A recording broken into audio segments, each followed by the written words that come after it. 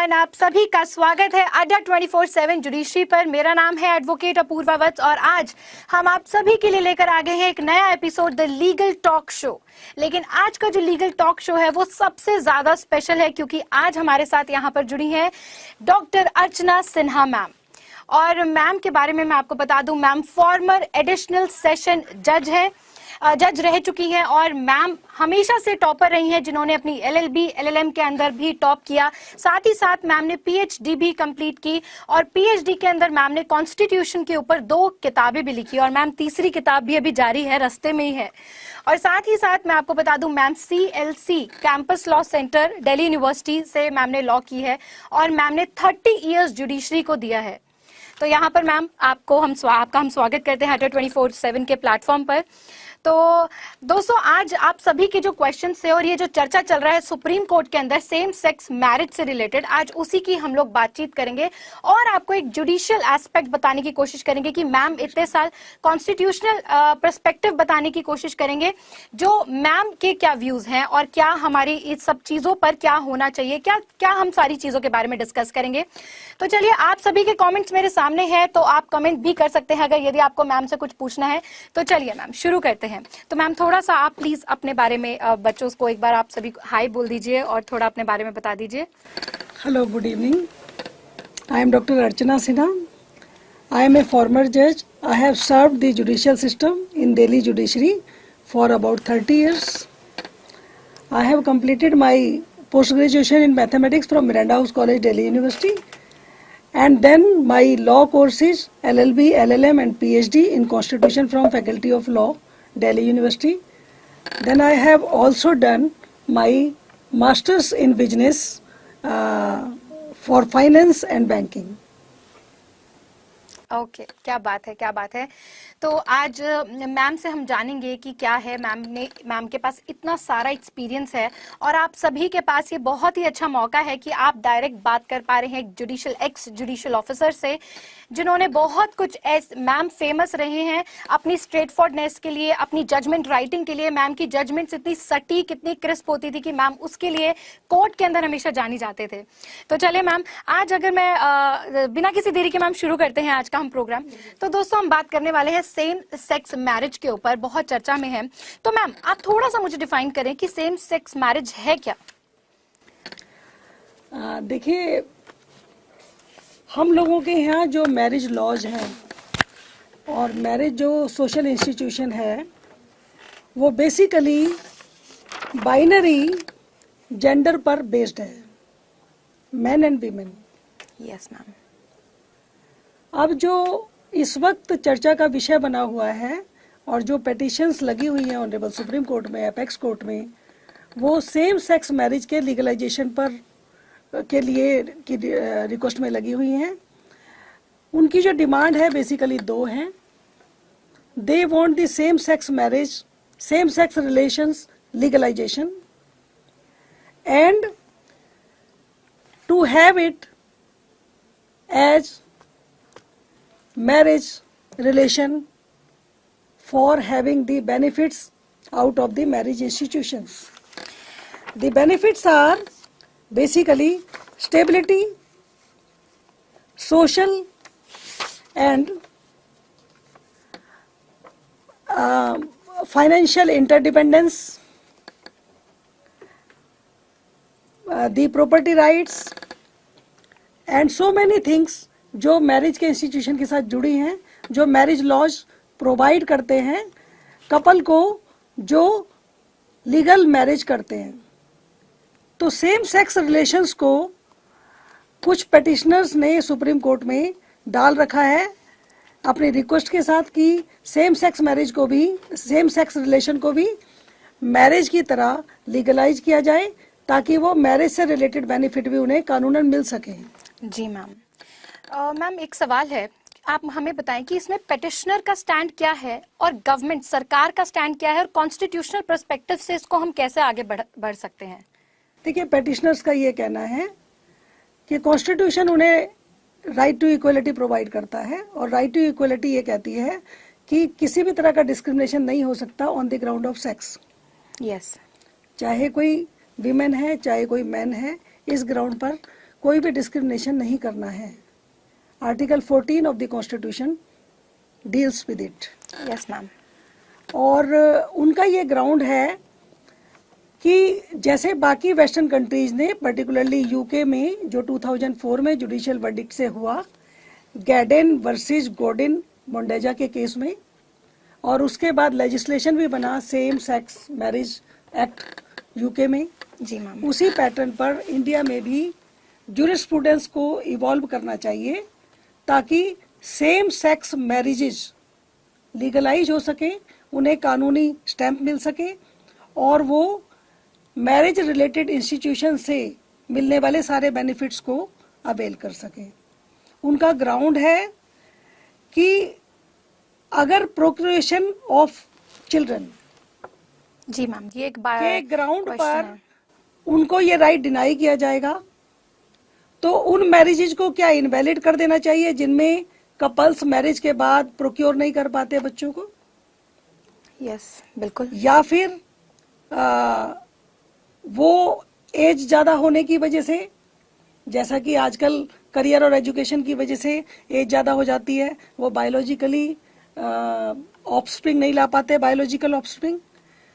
उनका ये कहना है कि अब समय आ गया है कि सोसाइटी चेंज हो रही है और हमें सेम सेक्स रिलेशंस को लीगल पाजामा पहना देना चाहिए। जो हमारी गवर्नमेंट है उनका स्टैंड है कि judicial verdict few people wisdom से आता है और ये सोशल इंस्टीट्यूशन है मैरिज। इस पर सोसाइटी की पार्टिसिपेशन, सोसाइटी में डिबेट, सोसाइटी का अपना व्यू, उनकी विशेष सब चीजें सामने होनी चाहिए, तभी हम इस विषय पर लीगलाइज्ड इसको करने का तरीका ढूंढें। और ये मानना है गवर्नमेंट का स्टैंड ये है कि पार्लियामेंट जब लेजिस्लेट करती है किसी लॉ को तो उस वक्त ये सारा का सारा फॉरम अवेलेबल होता है उसके पास, because parliament has the representatives of people and society की जो विश है वो रिफ्लेक्ट होती है थ्रू पब्लिक पॉलिसी जो कि लेजिस्लेट होती है, और उसमें पूरी सोसाइटी को, पूरे के पूरे लोगों को, सिटीजन्स ऑफ इंडिया को, हर एक को मौका मिलता है उस लेजिस्लेशन पर डिबेट करने का, उससे रिलेटेड अपने व्यूज एक्सप्रेस करने का। तो इसीलिए उनका ये मानना है, उनका ये कहना है कि जुडिशियल वर्डिक्ट से हमें सेम सेक्स मैरिज का लीगलाइजेशन करना ठीक नहीं होगा, क्योंकि हमें सोसाइटी चेंज हो रही है नहीं हो रही है, सोसाइटी की एक्सेप्टेंस क्या है, सोशल एक्सेप्टेंस इस बात को मिलेगी नहीं मिलेगी वो नहीं कर पाएंगे। तो this is the stand of the government. तो मैम इसमें क्या सोसाइटी का क्या रहेगा व्यू पॉइंट, या सोसाइटी के ऊपर क्या इम्पैक्ट करेंगी ये सारी चीज़ें? क्योंकि जैसे कि हमारे पर्सनल लॉज हैं, हिंदू लॉ है, स्पेशल मैरिज एक्ट है, तो क्या मैम एक नया लॉ बनेगा या फिर इन्हीं के अंदर एक मैसिव तरीके से चेंजेस आएंगे? देखिए, यहाँ हम इस चीज़ को इस ढंग से देखेंगे कि एक जुडिशियल वर्डिक्ट है, अगर जुडिशियल वर्डिक्ट लीगलाइज करता है किसी पर्टिकुलर इशू को या किसी पर्टिकुलर रिलेशन को, तो जुडिशियल वर्डिक्ट बेसिकली वो जज मेड लॉ होता है। और कॉन्स्टिट्यूशन का आर्टिकल 141 ऑनरेबल सुप्रीम कोर्ट को कॉन्स्टिट्यूशनल पावर्स देता है to declare any matter as law that would be binding on all courts. दूसरी तरफ हमारे पास लेजिस्लेटिव पावर्स हैं जो स्टेट और सेंट्रल गवर्नमेंट के पास हैं, जो पार्लियामेंट या विधानसभा में लेजिस्लेशन जाता है लेजिस्लेचर के सामने, वहाँ पे पूरे के पूरे डिस्कशंस होते हैं, उसके बाद ये लेजिस्लेचर की फॉर्म बनती है जिसमें बहुत लंबा प्रोसेस है और बहुत सारी की सारी सब लोगों के ऑब्जेक्शंस ये सब आते हैं। तो दो चीजें हैं, लेजिस्लेटिव पावर्स, अगर हम सेम सेक्स मैरिज रिलेशंस को लेजिस्लेट करने लगेंगे तो हमारे पास दो कॉन्स्टिट्यूशनल इंस्टीट्यूशंस हैं, दोनों के पास पावर्स हैं। हमें लेकिन ये देखना है कि सेपरेशन ऑफ पावर भी हमारे कॉन्स्टिट्यूशन का एक बहुत बड़ा बेसिक स्ट्रक्चर है जिसमें 3 पावर्स को सेपरेट किया गया है। लेजिस्लेचर को काम दिया गया टू लेजिस्लेट लॉ, एग्जीक्यूटिव को काम दिया गया to execute law, and judiciary को काम दिया गया है टू इंटरप्रेट लॉ। यस। अब सवाल इस बात का होता है कि क्या जुडिशियल इंटरप्रिटेशन से जब लॉ क्रिएट होता है और जो लेजिस्लेटिव प्रोसेस से जो लॉ क्रिएट होता है उसमें क्या डिफरेंस है? बिल्कुल मैम। उसमें सोसाइटी की अगर कोई सोशल इशू है तो सोसाइटी का रोल किस ढंग से होता है? तो इस बारे में मैं सिर्फ ये कह सकती हूँ कि जो कॉन्स्टिट्यूशनल प्रोस्पेक्टिव है इसका, कि लेजिस्लेट होता है अगर कोई इशू लीगलाइज करने के लिए, 2 तरीके से लीगल हो जाता है कोई इशू, जैसे सेम सेक्स रिलेशंस हैं, उनको सेम सेक्स मैरिज अगर हम लीगलाइज करना चाहते हैं, उसे लीगल पायजामा पहनाना है हमने, तो या तो जुडिशियल वर्डिक्ट से हो जाएगा या फिर पार्लियामेंट करेगी। लेकिन जुडिशियल वर्डिक्ट नेचुरली पावर है, कॉन्स्टिट्यूशनल इंस्टीट्यूशन है और कॉन्स्टिट्यूशन ने पावर भी दे रखा है।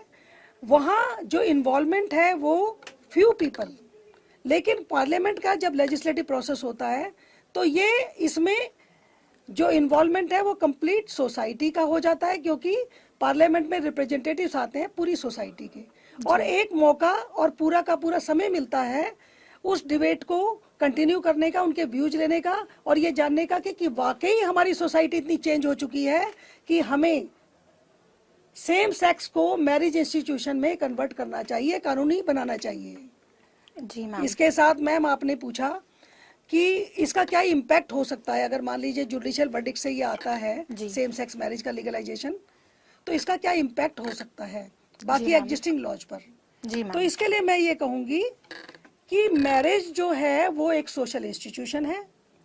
बहुत सोसाइटी के शुरू होने से ही ये इंस्टीट्यूशन कस्टम्स रिचुअल्स पर एक पक्का एस्टेब्लिश्ड बना हुआ है। सैक्रोसेंट भी मैम, सैक्रमेंट कहते हैं जैसे।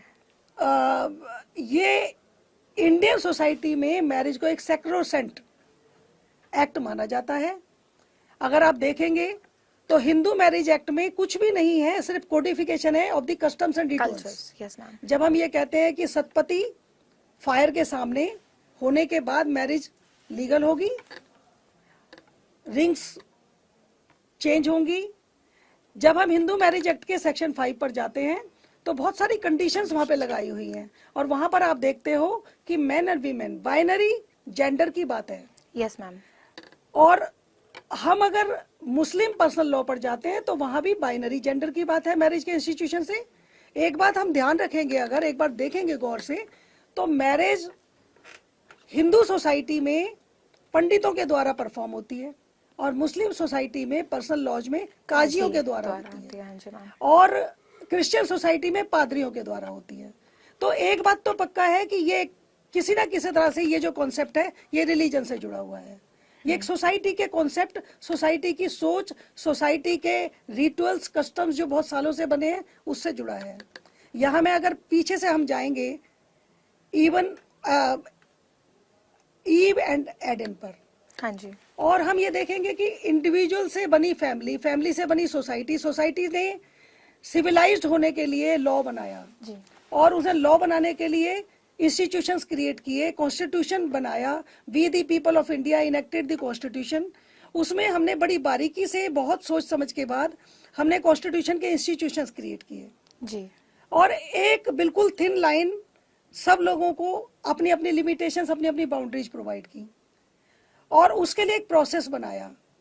तो ये वाला जो सोशल, जो ये मैरिज इंस्टीट्यूशन है, ये सोसाइटी की एक्सेप्टेंस, सोसाइटी की व्यूज, सोसाइटी के उस पर ऑब्जेक्शंस के बिना होगा तो बहुत सारी कॉम्प्लिकेशंस आ सकती हैं।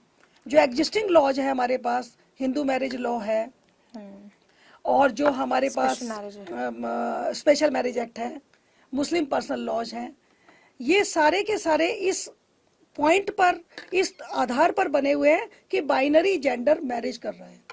yes. लेकिन जब हमें ना सेम जेंडर मैरिज का कॉन्सेप्ट लाएंगे, चाहे वो हम स्पेशल मैरिज एक्ट में लाएं या किसी में भी लाएं, तो सबसे बड़ी बात है कि हमारे जितने पहले के सारे लॉज हैं वो सारे को रिविजिट करना पड़ेगा। Laws of matrimony, matrimonial offences, matrimonial maintenance and so many factors. तो वो पूरा का पूरा जितना लॉ और जितने भी नॉर्म्स अब तक एस्टेब्लिश हुए हैं उनमें सब में हमें रिविजिट करना होगा, जो मुझे लगता है कि बहुत ज़्यादा कॉम्प्लिकेटेड प्रोसेस होगा। तो इस इशू को हमें थोड़ा सा समझदारी और सेंसिटिविटी से टेकअप करना होगा। कॉन्स्टिट्यूशनल मॉरलिटी को ध्यान में रखते हुए कॉन्स्टिट्यूशनल इंस्टीट्यूशन को अपनी अपनी लिमिट्स में बहुत ही समझदारी और बहुत ही ध्यान से सोसाइटी को इन्वॉल्व करके उसके पार्टिसिपेशन को लेते हुए इस विषय पर हमें इसको लीगलाइज्ड करने का स्टेप उठाना चाहिए। क्योंकि मेरा ये मानना है कि लॉ ऑफ इंटरप्रिटेशन कहता है कि इंटरप्रिटेशन ऐसी नहीं हो सकती किसी भी चीज की जो एग्जिस्टिंग लॉ को नेगेटरी कर दे। एग्जैक्टली, बिल्कुल। अगर वो सारा का सारा लॉ नेगेटरी हो जाएगा तो मुझे लगता है कि थोड़े लीगल इश्यूज आएंगे। और अगर मान लीजिए हम यूके के लॉ को भी देखें, हाँ जी मैम, अगर हम यूके के हम देखते हैं कि यूके में इंग्लैंड में आया था मैम ये, हाँ जी, यूके में जो आया है सेम सेक्स मैरिज का जो इशू जो लीगलाइज हुआ, जो जुडिशियल वर्डिक्ट आया, वो गैडेन वर्सेस गॉर्डन मोंडेजा के केस में आया, 2004 में आया जी। उस जुडिशियल वर्डिक्ट से सेम सेक्स मैरिज को लीगलाइज कर दिया, डिक्लेयर किया गया। लेकिन आप एक चीज ध्यान से देखेंगे तो उसको यूके जैसी कंट्री ने भी कोडिफाई करने में 10 साल लगा दिए। इसका जो कोडिफिकेशन आया वो 2014 में आया, 13 में हुआ, 14 में इफेक्ट हुआ। जबकि मैम वेस्टर्नाइजेशन, मॉडर्नाइजेशन, और हम ये देखेंगे, हम ये देखेंगे कि हमने, अगर हम पूरे के पूरे ग्लोबल लेवल पर इस इशू को देखते हैं तो 25 कंट्रीज ऐसी हैं जिन्होंने इसको लीगल किया हुआ है, एक्सेप्ट किया हुआ है पार्शली। एक्चुअली बाइनरी जेंडर और सेम जेंडर का जो मैरिज से रिलेटेड इशू है ये होमोसेक्सुअलिटी से भी रिलेटेड है। ये बात सही है कि होमोसेक्सुअलिटी को ज्यादातर कंट्रीज ने, इवन इंडिया ने भी 2018 में नवजेत के केसेज में डीक्रिमिनलाइज कर दिया। बिल्कुल मैम, सेक्शन 377। लेकिन आपको मैं ये बात यहाँ कहने में बिल्कुल भी मुझे हिचक नहीं है कि 377 जो कार्नल इंटरकोर्स को क्रिमिनलाइज करती है किसी भी तरह के जी, वो आज भी बुक ऑफ क्राइम में ऐसा का ऐसा ही है।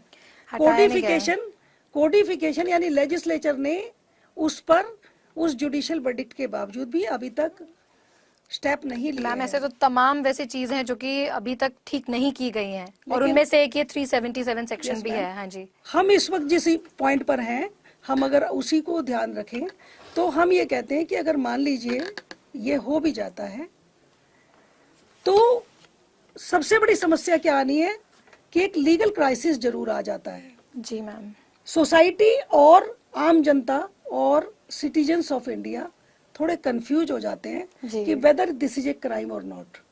दिस इज ओके, डिक्रिमिनलाइज हुआ है, जुडिशियल वर्डिक्ट है और और इसको it is binding on all, this was within the powers and everything. लेकिन मेरा ये मानना है कि कॉन्स्टिट्यूशनल मोरालिटी ये कहती है कि जितने भी कॉन्स्टिट्यूशनल इंस्टीट्यूशंस हैं वो मिलके एक साथ चले, कोऑर्डिनेट करके चले जी। तो इससे हमारी सोसाइटी में, हमारे लोगों में, हमारी पीपल ऑफ इंडिया में कंफ्यूजन्स नहीं होंगे, पर्टिकुलरली लीगल इश्यूज को लेकर। जी मैम, तो इसीलिए ये जो इशू है वो कॉन्स्टिट्यूशनल प्रोस्पेक्टिव से अगर देखें तो अगर कोऑर्डिनेशन नहीं होता है तो कुछ कॉन्स्टिट्यूशनल क्राइसिस क्रिएट कर सकता है। जी मैम, जी मैम एक और सवाल कि जैसे हमारे पास स्पेशल कुछ एक्ट्स हैं, डीवी एक्ट है मेंटेनेंस के लिए, जहाँ पर एक अग्रीव है, कोई अक्यूज, मैट्रिमोनियल ऑफेंसेस हैं, तो इनको हम इस स्टेज पर जो स्पेशल सेम सेक्स मैरिज है वहाँ पर कैसे इनको एडजस्ट कर पाएंगे?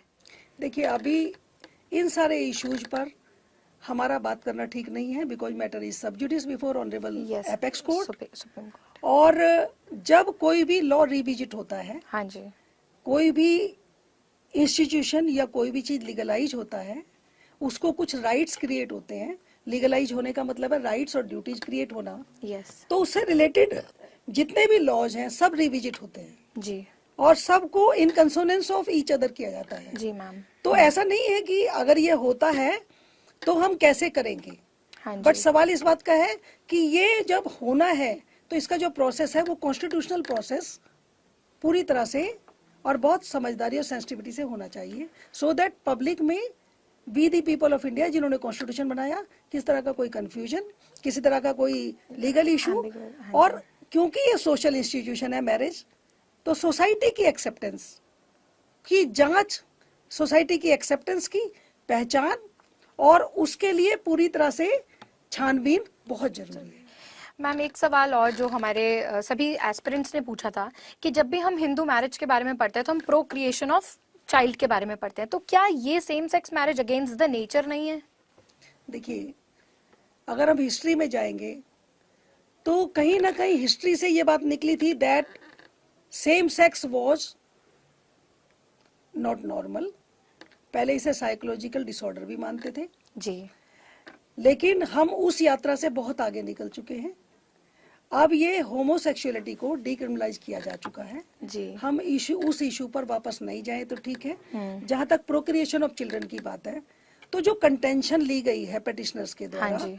कि क्या वो पेरेंट्स जिनके पास जो प्रोक्योर नहीं करते हैं मैरिज के बाद, मैरिज हो जाने के बाद बच्चों को, तो क्या उनकी मैरिज को इलीगल डिक्लेयर कर देंगे, या invalid? या वो अपनी चॉइस से बच्चे पैदा नहीं करते हैं, प्रोक्योर नहीं करते हैं, बायोलॉजिकली ऑफस्प्रिंग नहीं लाना चाहते, तो क्या उनको इलीगल मैरिज कर दिया जाए? बिल्कुल। देखिए, वो कंटेंशन अपनी जगह है जी। लेकिन बायोलॉजिकली हम प्रोक्योर नहीं कर पा रहे या हम अपनी चॉइस से प्रोक्योर नहीं कर पा रहे, वो एक अलग एस्पेक्ट है। बिल्कुल। या हम प्रोक्योर कर ही नहीं सकते। यस मैम, ये नो मुद्दा है। पॉसिबिलिटी। हाँ जी मैम, वो दोनों एस्पेक्ट अलग अलग बिल्कुल है मैम। और वो एस्पेक्ट पेंडिंग है सब वहाँ जगह। उनकी चॉइस है मैम, और इधर है ही नहीं, चॉइस ही नहीं है इधर। तो वो जो पेंडिंग है इशू, उस पर हमारे बात करना ठीक नहीं है। वो let them decide this.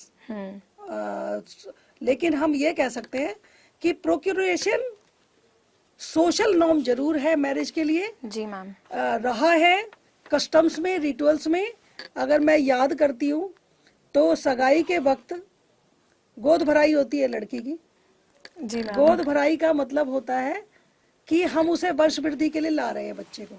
Yes. वो लड़की परिवार में फैमिली बनाने के लिए आ रही है, वर्ष वृद्धि के लिए आ रही है। तो ये कॉन्सेप्ट मैरिज के साथ जरूर जुड़ा हुआ है हिंदू मैरिज एक्ट में। और मुस्लिम पर्सनल लॉ में भी हम देखते हैं कि कभी कभी कॉन्ट्रैक्ट मैरिज भी करते हैं फॉर प्रोक्रिएशन ऑफ चिल्ड्रन। अगर मान लीजिए पहली वाइफ से नहीं होता, तो ज्यादातर अगर हम देखेंगे बहुत पीछे से जाकर, तो मैरिज के साथ प्रोक्रिएशन ऑफ चिल्ड्रन का कॉन्सेप्ट जुड़ा हुआ है मैम। पर हमारा ये कहना कि प्रोक्रिएशन ऑफ चिल्ड्रन ही उसे इनवैलिड करने का एक ग्राउंड नहीं है। बिल्कुल, वो हम अभी डिस्कस नहीं करेंगे। जी मैम। और बिल्कुल 1% वो है मैम जो अपनी चॉइस से नहीं करना चाहते या हाँ जी नहीं, लेकिन वो एक अलग बात है। हाँ जी। कि वो कंटेंशन है, वो कंटेंशन कैसे टेकअप होती है या क्या होता है। लेकिन सोसाइटी के ज्यादातर लोगों का जो अभी तक सोच है, जी, सोसाइटी चेंजिंग, एंड जब हम कोई लॉ चेंज करते हैं तो हम जूरिस्प्रूडेंशियली इवॉल्व करते हैं लॉ को सोसाइटी के चेंज के हिसाब से। लॉ कभी भी स्टैटिक नहीं है। Law is a changing concept. अगर सोसाइटी में वाकई चेंज आ रहा है और सोसाइटी इस बात को एक्सेप्ट करने को तैयार बैठी है, तो हमें उसमें क्या प्रॉब्लम है? बिल्कुल मैम। लेकिन हमें देखना यह है कि ऐसे इश्यूज पर कोई भी लीगलाइजेशन होने से पहले सोसाइटी का जो कॉन्सेप्ट है, सोसाइटी की जो एक्सेप्टेंस है, उसकी छानबीन जरूर करनी चाहिए कि वाकई क्या सोसाइटी ये सोचती है और चाहती है। हाँ जी। तो मैम यहाँ पे हम कुछ जगह से सुनते हैं, जब हमने ये सेशन के लिए डाला भी तो हमारे पास मल्टीपल कमेंट्स आए, जिसमें कुछ बच्चों ने कहा कि नहीं नहीं मैम, ये तो वेस्टर्नाइजेशन को ओवरडोज कर देगा ये कॉन्सेप्ट। कईयों ने कहा कि ये तो इक्वल है। अगर आप ये सोचिए कि इन लोगों जो सेम सेक्स मैरिज जो ये इस तरह के वो हैं, तो वो लोग क्या करते हैं मैम कि पूरी जिंदगी इतने टॉर्चर से सहते हैं, किसी को बता नहीं पाते, फिर आगे भी उनको फ्रीडम नहीं मिलती है। और इससे कई बच्चों ने ये भी कहा कि आगे वो उनके घर वाले यानी कि ऑपोजिट सेक्स से शादी करवा देते हैं, तो वो एक अल्टीमेट एक पूरी लाइफ को ही खराब करना होता है।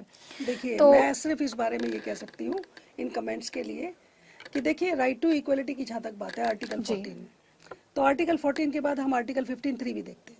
जी मैम। हाँ जी। राइट टू इक्वलिटी का जो कॉन्सेप्ट है वो इक्वल अमंग इक्वल्स की बात तो है, इसके साथ साथ क्या है कि हमें इक्वलिटी का एक लेवल लाना है। यानी कि अगर माउंट्स हैं तो उनको प्रेस करके लेवल तक लाना है, और अगर गड्ढे हैं कहीं तो उन्हें उनको भर देना है। अप करके उन्हें उस लेवल तक लाना है। हाँ जी। तो वो जो इक्वलिटी का कॉन्सेप्ट है, वो मैं ये नहीं कहती, इक्वलिटी के आर्टिकल 14 में ऑफ कोर्स लिखा हुआ है कि discrimination on the ground of sex नहीं किया जाएगा, बट उसके साथ साथ हम आगे जब जाते हैं इक्वलिटी के कॉन्सेप्ट को देखते हुए, तो आर्टिकल 15(3) भी आता है। यस।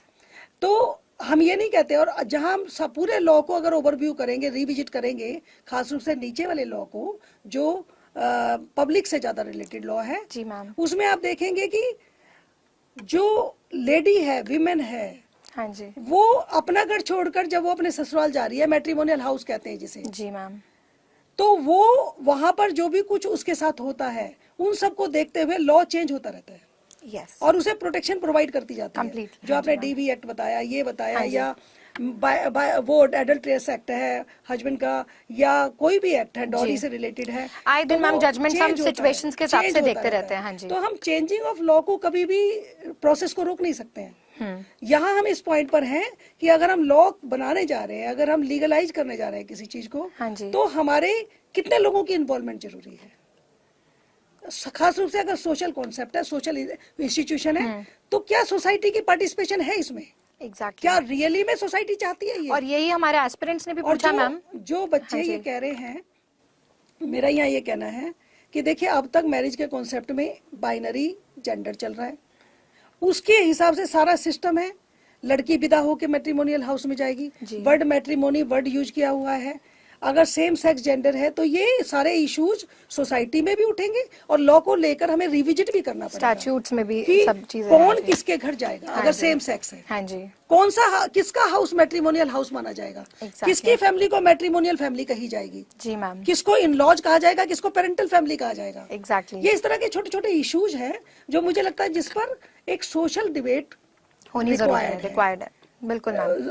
और तो हमें सिर्फ ये जानना है कि हम लीगलाइज जिस चीज को करने जा रहे हैं, क्या वाकई इंडियन सोसाइटी तैयार है उसके लिए? ये तो आप सभी लोग कमेंट्स करके बताएंगे क्या इंडियन सोसाइटी इस चीज के लिए तैयार है। इस तरह के सेशंस देखिए आप सभी के लिए हैं, और यहाँ पर आप अपने यहाँ सोच व्यूज दे सकते हैं, तो ये भी इम्पैक्ट करेगा सोसाइटी के लिए कि आप सब क्या चाहते हैं। मैम, एक आखिरी सवाल मैं आपसे पूछना चाहूंगी कि यहाँ पर चाइल्ड की जैसे अगर अडॉप्शन करना चाहते हैं, मेंटेनेंस, कस्टडी, इनसे रिलेटेड बहुत सवालात हैं, बहुत क्रिटिकल ये चीजें हैं, तो वो यहाँ पर कैसे मैनेज हो पाएगा? देखिए, अभी तक जो अडॉप्शन लॉज थे, हाँ जी, वो इस बात को ध्यान में रख के करे गए थे कि जो मैरिड कपल्स हैं, बिल्कुल, वो अगर बच्चा अडॉप्ट करना चाहते हैं, बायोलॉजिकली वो नहीं कर पा रहे अपना ऑफस्प्रिंग, या कोई और रीजंस हैं, हाँ जी, तो अडॉप्शन के क्या क्या रूल्स हैं और अडॉप्शन की मेंटेनेंस वगैरह कैसे करी जाएगी जी, जो कि अब अगर मान लीजिए ये सेम जेंडर वाले इश्यूज आते हैं, तो ये तो वाइटल इशू हो जाएगा। This would be the main problem, क्योंकि there is no possibility of procreation of children, then childrens are to be adopted. So in laws को भी मैंने जैसे बताया कि जब हम कोई लॉ की इन्वॉल्वमेंट करते हैं, हाँ जी, और हम उसको चेंज पर ला रहे हैं, और वाइटल चेंज है, तो वो सारे लॉज रिविजिट होंगे, और ये अडॉप्शन लॉ तो सबसे ज्यादा रिविजिट होगा। बिल्कुल मैम, पूरा ही इसको तो चेंज करना पड़ेगा, क्योंकि यहाँ पे कंसेंट चाहिए होती थी वाइफ की, उधर हस्बैंड को वाइफ की कंसेंट, वाइफ को हस्बैंड की कंसेंट, फिर मैं यहाँ पर एक छोटी सी बात ये बोलना चाहूंगी, स्पेशल मैरिज एक्ट। देखिए, हमारी सोसाइटी अलग अलग धर्मों में बटी है जी, फेथ बिलीफ अपना अपना करने की फ्रीडम हमारे कॉन्स्टिट्यूशन ने सबको प्रोवाइड कर रखी है, हम उसे कैसे भी प्रोफेस करें। जो मैरिज कॉन्सेप्ट है, क्योंकि वो सोसाइटी से रिलेटेड है, इसलिए हर एक सोसाइटी, चाहे वो हिंदू सोसाइटी है, मुस्लिम सोसाइटी है, क्रिश्चियन सोसाइटी है, जैन सोसाइटी है, जो भी है, सबने अपने अपने हिसाब से उसके नॉर्म्स बना लिए, और उनको कोडिफिकेशन भी मिल गई कहीं कहीं। हाँ जी मैम, जहां जहां कोडिफिकेशन नहीं है वहां एस्टेब्लिश्ड हो गए नॉर्म्स, हाँ कि जी, किसने कैसे करना है। लेकिन और स्पेशल मैरिज एक्ट जो बना था, जो स्पेशल मैरिज एक्ट 1872 में बना था ब्रिटिश पार्लियामेंट के द्वारा, जो कि रिवाइज हुआ और बाद में 1954 में हुआ, उस वक्त उसका जो पर्पस था वो ये था कि एक व्यक्ति जो इंडिया में है और जो इंडियंस हैं बाकी कंट्रीज में, हाँ जी, और अलग अलग फेथ और बिलीफ को मानते हैं, हाँ जी, तो वो कैसे मैरिज कर सकते हैं। हाँ जी, क्योंकि अगर हिंदू मैरिज एक्ट दो हिंदुओं के बीच में होगा, यस, मुस्लिम लॉज है वो मुस्लिम के हिसाब से, इस तरह क्रिश्चियंस का वहाँ पादरी करेंगे, वहाँ काजी करेंगे, यहाँ पंडित जी करेंगे, तो जब दो रिलीजन हो जाएंगे, because British government was there, और यहाँ ये बहुत इश्यूज थे, विदेश में भी जा रहे हैं बच्चे इंडियंस विदेशी भी इंडिया में हैं, तो उनके बीच में मैरिज के लिए थोड़ा सा इश्यूज था, क्योंकि यहाँ सोसाइटी में अलग अलग लॉज अलग अलग सोसाइटी के लिए बना दिए थे। हाँ जी। तो उनके लिए एक स्पेशल मैरिज एक्ट बनाया गया। स्पेशल मैरिज एक्ट के पीछे दो रीजन थे, उनके बीच में जो अलग अलग फेथ के लोग हैं, यस, उनकी मैरिजेज करने के लिए उनको रास्ता मिल सके, उन्हें फैसिलिटी मिल सके। दूसरा, मैरिज को रजिस्टर कर सके जो मैरिड कपल्स हैं। हाँ जी। क्योंकि अगर उन्हें बाकी कंट्रीज में जाना है और रजिस्ट्रेशन की जरूरत पड़ती है, क्योंकि सतपति से आपकी शादी हुई है, उसकी कैसेट लेकर सारी दुनिया में हम जाएंगे, बताएंगे कि हमारी शादी हो गई। उसके लिए थोड़ा सा स्पेशल मैरिज एक्ट में रजिस्ट्रेशन का भी कॉन्सेप्ट आया। हाँ जी। और एक ये आया कि अगर फेथ अलग अलग है, हाँ जी, तो पर आप अगर कैसे हम ले यहाँ सकते हैं? देखेंगे, यहाँ भी सेक्स की बात नहीं है, फेथ की बात है। बिल्कुल, फेथ मीन्स रिलीजन। अगर हम कोई भी मैरिज लॉ देखेंगे उठा के, तो उसका रिलीजन से ही रिलेशन कनेक्टिविटी है। हाँ जी। और फेथ और विश्वास,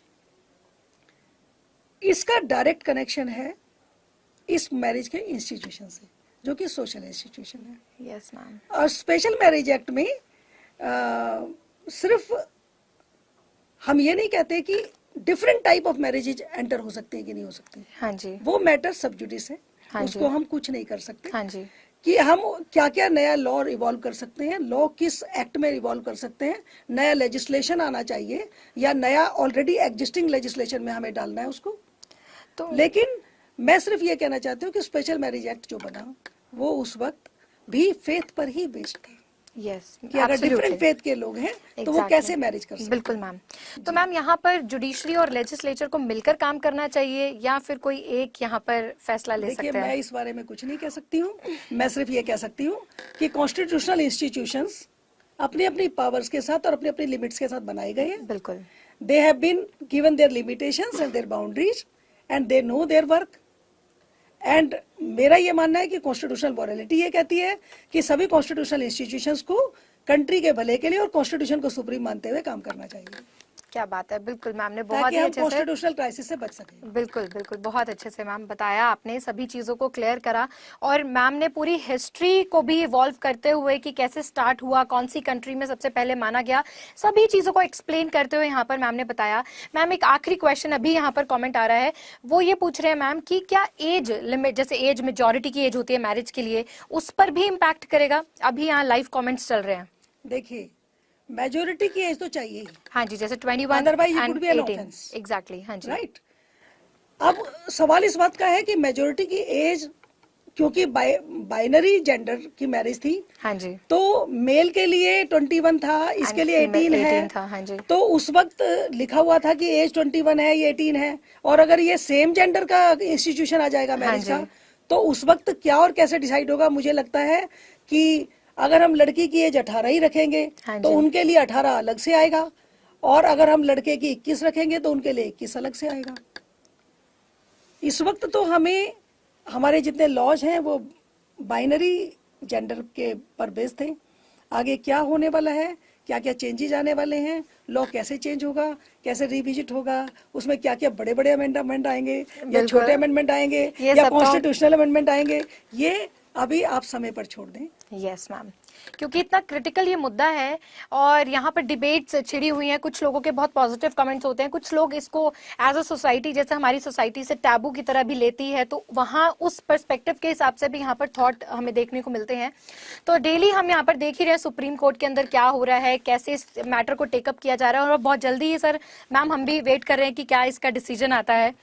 तो दोस्तों, मुझे लगता है आज के ये जो तमाम सवाल आप सभी ने पूछे थे, वो मैंने सब मैम के थ्रू आप तक यहाँ पर एक वैलिड आंसर्स दिए हैं, और मैं आशा करती हूँ आपको ये जो सेशन है ये बहुत अच्छा लगा होगा। और यदि आपको ये सेशन अच्छा लगा है तो आप सेशन को लाइक करें और शेयर करें ज़्यादा से ज़्यादा। और साथ ही साथ मैं आपको बता दूं, यहाँ पर ये जो मैम है डॉक्टर अर्चना सिन्हा मैम, ये लॉयर्स के लिए स्पेशल एक प्रोग्राम कर रहे हैं मैम, कि जिसमें लॉयर्स इनहैंस प्रोग्राम। मैम, आप थोड़ा सा उसके बारे में अगर आप बताएंगे तो देखिए, सभी एस्पिरेंट्स को। आफ्टर रिटायरमेंट आई थॉट कि हम इंडियन जुडिशियल सिस्टम को थोड़ा जहाँ जहाँ उसमें कहीं कहीं कमजोरी सी है, उसमें अगर हम स्ट्रेंथन कर सकते हैं तो आई शुड कंट्रीब्यूट। मुझे लगा कि बार के लेवल पर और बेंच के लेवल पर दोनों में अगर मान लीजिए जुडिशियल एक्सीलेंस की कमी है या कहीं पे प्रैक्टिस या प्रोसीजर में टेक्निकल इश्यूज आ रहे हैं, अगर डिग्री और प्रैक्टिस में थोड़ा सा फर्क है, बेंच और बार दोनों जगह पर हमें थोड़ा सा और इनपुट और ट्रेनिंग और कोचिंग की ज़रूरत है। तो मैंने एक ऐसा ट्रेनिंग सेंटर बनाया जिसमें मैं लॉयर्स को भी और एस्पिरेंट्स ऑफ जुडिशरी को भी जितना मेरा एक्सपीरियंस है शेयर कर रही हूँ, ताकि हम इंडियन जुडिशियल सिस्टम में जो लूप होल्स हैं मैम उसको भर पाएं और बहुत अच्छा इंटेलिजेंट ग्रुप ला पाएं।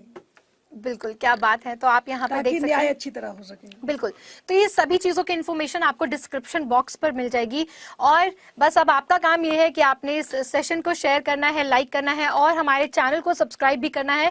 इसी तरीके के शोज जहां पर हम इतने रिस्पेक्टेड पर्सनालिटीज को इन्वाइट करते हैं और आप सभी के क्वेश्चंस को और जो देश भर में क्या ऐसा क्रिटिकल मुद्दा चल रहा है उन सभी के ऊपर डिबेट या डिस्कशन करते हैं, तो ये हम सब लाते रहेंगे।